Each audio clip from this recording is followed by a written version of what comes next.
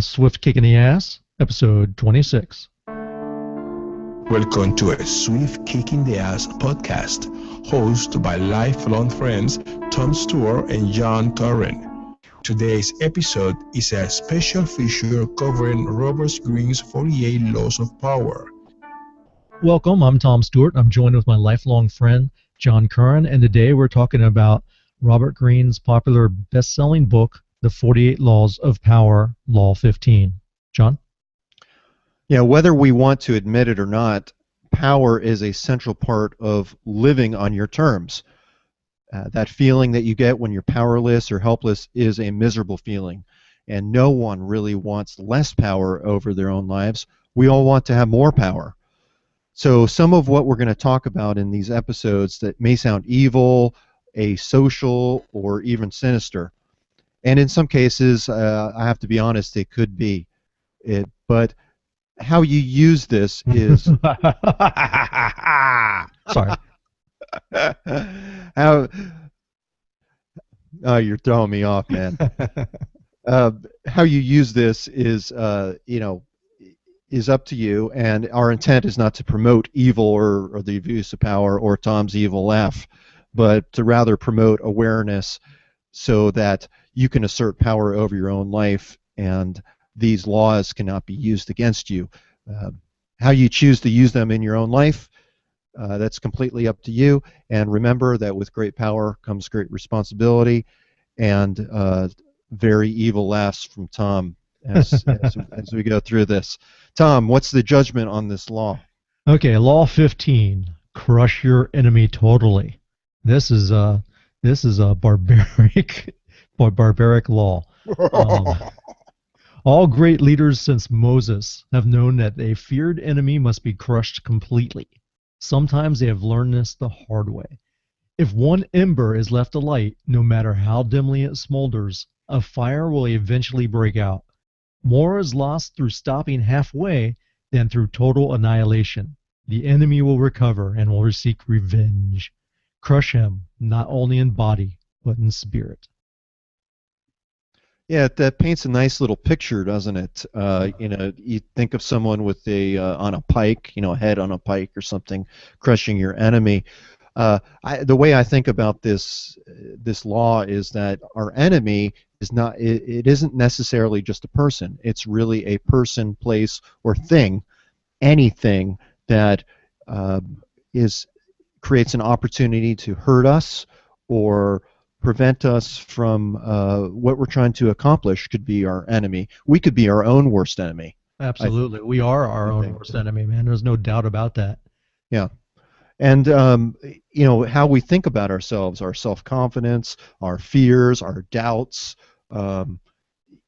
anything that holds us back from what we really want to accomplish could be considered to be our enemy. So it also doesn't matter, too, I think, that if someone is trying to purposely hurt you or not, results trump intent any day. So it's really about, I think, being open, and understanding what is out there that can hurt us or possibly could, and doing all that we can to prevent that from happening, and crushing the enemy with your fist. In the 1800s, there was a priest who asked a dying Spanish statesman and a general, Ramon Maria Narvaez was the guy's name. He goes, "Does your excellency forgive all your enemies?" And then the guy said, "I do not have to forgive my enemies. I have had all of them shot." That was from the book. This, Tom, so often, and I'm not picking on you because I know I butcher the names myself too, but it reminds me of WKRP with Les Nessman talking about like Chai Rodriguez, and we just apologize up front as far as our pronunciation of names and of terms, and I have verbal dyslexia. I see it perfectly in my mind, but when it comes out, it's not what it was. What was there to begin with. Yeah, and I loved another one of the quotes in this chapter. To have ultimate victory, you must be ruthless, and that was said by Napoleon Bonaparte. And being ruthless really means not having any compassion, no pity, being cruel, and you know, on the swift kick in the ass, we always talk about disrupting social convention. You know, disrupting um, what society says. And everyone says, "Oh, we should be so nice. We should treat each other with respect, and be giving, and all this stuff. With birds chirping in the air, and rainbows and unicorns and all that." But You know, when that's you not.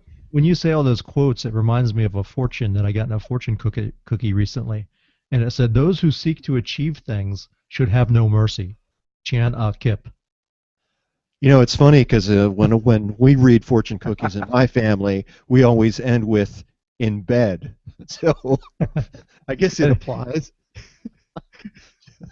That was a 48 Laws of Power fortune cookie. Hey, that'd be a good little product. Yeah. You heard it here first here on the Swift Kick in the Ass. Robert Greene will pick that up and run with it. Um, so in many ways, like you started this out, Tom. This seems so barbaric, but in today's world, I mean, let's just face it, the world has always been about good versus evil, and of course we want to be good, but just because you're good doesn't mean that you don't do things to hold evil at bay. Um, I think we have to do that. We have to protect ourselves, and if you're trying to gain control over your own life, you have to, in some ways, be cruel, because how you want your life to be, or how you view your life, or what you want it out of it, is not necessarily going to match what someone else might want out of your life. Like, for instance, your boss might expect you to work 24 hours a day, 7 days a week, and just expects you to just drive you hard and work you to the bone. Maybe that's not what you want out of life, and so is pushing back on that and taking control, is that seen as cruel? Um, is it seen as being lacking compassion? No, you're asserting you're asserting yourself. You need to stand up for yourself, can take control of your life, and take back some of that power that we often just give freely, um, and we think that it's gone, but we've never really given up control. We've handed it over. You know what this reminds me of? The book has observations of the law and transgressions of the law, and I could read you some Oriental transgression of the law that would be kind of dry and boring, but I'm going to mention one that people could relate to. All right? Go ahead. So, transgression of the law. I had to throw that in there. No, but remember when we were like 15 and Conan the Barbarian came out?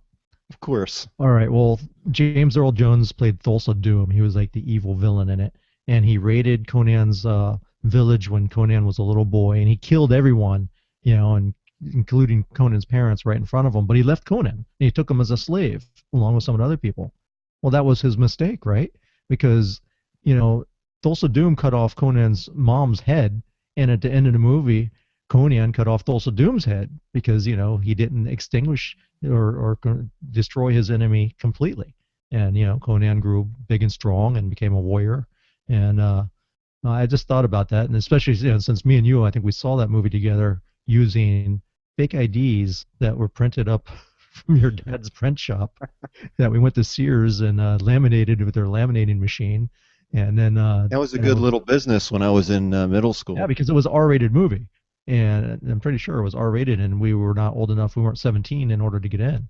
Well, we pulled out those suckers, and even though they looked really bad, they still let us in. Yeah, that's funny. That reminds me of that liquor store that was down in South Florida that was near the high school. It was a drive-through liquor store, and that place would accept a note from your mother. They would sell you beer or whatever.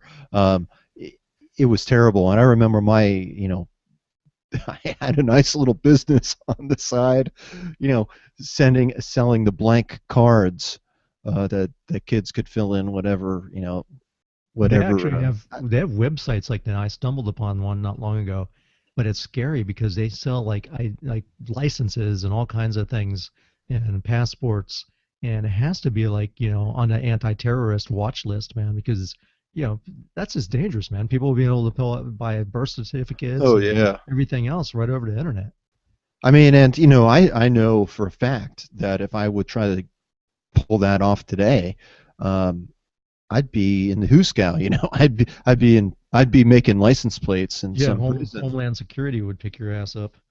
Yeah, and when you looked at those IDs, they were so horrible. I mean, they were so obviously I think fake. there were college IDs, and we obviously didn't look old enough to be in college. Oh no, yeah, definitely not. I mean, but hey, we got to go see the Conan the Barbarian, and that definitely impacted our lives. It Yeah, got us into the gym. I think Debbie Does Dallas. I think we got to see that too. That's dating ourselves. But it was before the internet. All right. Did you We did you get want to. did you want to go over any other ways? Like I have 4 ways to kill or be killed. Did you see that? Go ahead. Do not sympathize with your enemies. Your enemy will bide his time and strike back when you least expect. The second one is when you pity or hope for a reconciliation. Yeah, it's a hard word to say. Chai Rodriguez. It will make you hesitate. They may act friendly for the time being, but they'll eventually destroy you.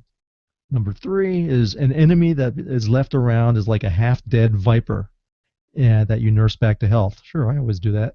You only strengthen their fear and hatred of you. And number 4 is give your enemies nothing to negotiate. No hope, no room to maneuver. Do not humiliate, yet nurture these resentful vipers who will one day kill you. That's why I cut off all communication with past girlfriends. I learned you just can't stay friends. Oh, look at this. Look at this. This is truer with a former friend who has become an enemy. The law governing fatal antagonisms reads, reconciliation is out of the question. You must exterminate, crush, and deny them the chance to return to haunt you. Yeah, I could think of several friends or previous friends like that. And I think sometimes you have to let people go their own paths and just let them go and cut them out. Actually dealing with have a recent, I had a recent friend that this applies to. Kind of, he reached out to me through Facebook, gave me a little, what's going on, and I'm not going to even respond to him because it's just not worth going back.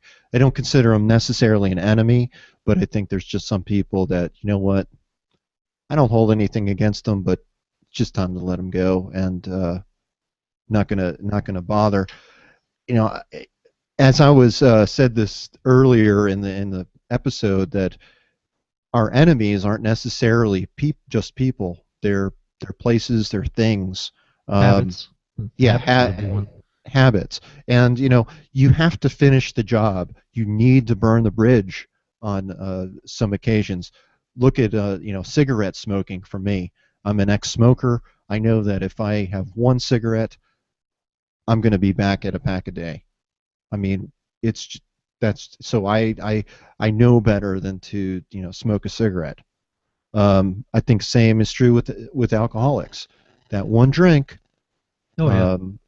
It opens the weak link, or did I just say weak link? It opens that weakness, and The same could be said for Netflix as well. One Sons of Anarchy, Breaking Bad, or House of Cards, man, you're there sitting on the couch for 5 hours. Yeah. So I mean, but wait a minute, Tom. That's just finishing the job. You're seeing it through. You're being persistent, and you Okay. got to see what Wait that a next second. I episode had is. mentioned in our last episode how I had I got rid of my satellite so I could get cable and save a little bit of money and get rid of my phone and stuff like that. Um, is this bad? I've been watching Sons of Anarchy, and there's 7 seasons in it, and I just finished season 6, which is on Netflix. You can get that for free if you have Netflix, right?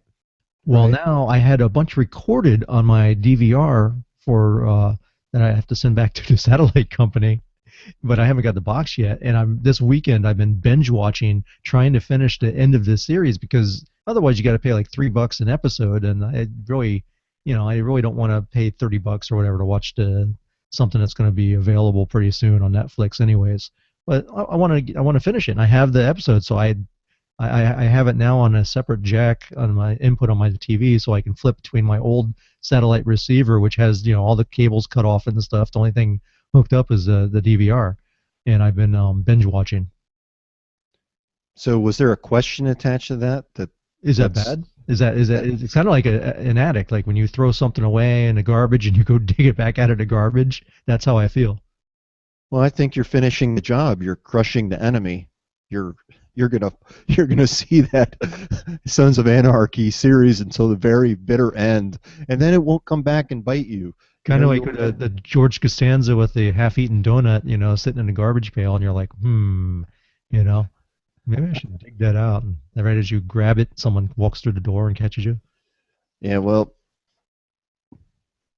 yeah, the Seinfeld was great. I could think of many. I was thinking of, it was cold. It was like a scared turtle. But I think we're proving to our audience that we can be our own worst self enemy on some of these tangents that we go on. We're not purposely trying to hurt you, but I guess we find it interesting, and we're showing no compassion or pity in our attempts at humor. And this book, I mean, leaves no. Here's a quick little quip out of it. It says, "Leave your enemy an escape route. A retreat is the ultimate demoralizing defeat. Let them be the agents of their own destruction. The result is the same." They, this book doesn't play, man. It's like it's like this chapter is evil. I understand it, but it's evil. Yeah, and as I was looking at the reversal uh, to see if there was a reversal, and they were saying that how careful you need to be with with playing this game with your enemies. You need to crush them, and I got the sense they weren't saying you need to kill your enemies. You just need to crush them so they'll never have that opportunity to hurt you again. And what it said in the reversal is that if you crush the enemy and that creates a vengeance, or if your enemy seeks revenge and starts to rebuild himself, all you do is you crush him again. Yeah, here it is right here. It is not a question of murder. It is a question of banishment. Sufficiently weakened and then exiled from your world, your enemies are rendered harmless. Yeah. So, looking through my notes, I think that about covers Yeah, I think we crushed it, man. this. I think we did crush it. We crushed it.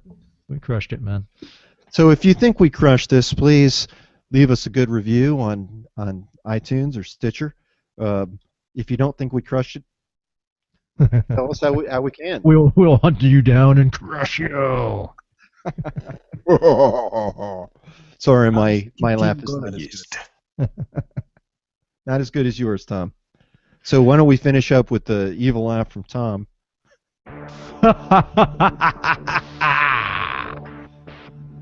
Till the next Thanks for episode. Thank you for listening to A Swift Kick in the Ass podcast. We hope you enjoyed today's content, and we ask you to please leave us a review in iTunes. Also, head over to aswiftkickintheass.com to get a free copy of the Simple Spending Tool.